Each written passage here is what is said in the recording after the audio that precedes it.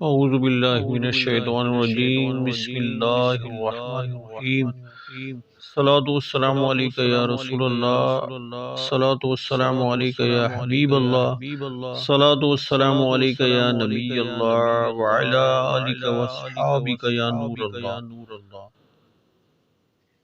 فرمان آخری نبی صلی اللہ علیہ وسلم، قیامت کے روز اللہ پاک کے عرش کے سوا کوئی سایہ نہیں ہوگا۔ تین شخص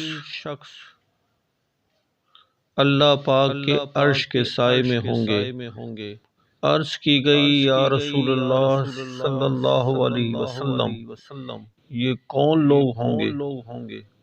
ارشاد فرمایا، پہلا وہ شخص جو میرے امتی کی پریشانی دور کرے، دوسرا میری سنت کو زندہ کرنے والا، اور تیسرا مجھ پر کثرت سے درود پاک پڑھنے والا۔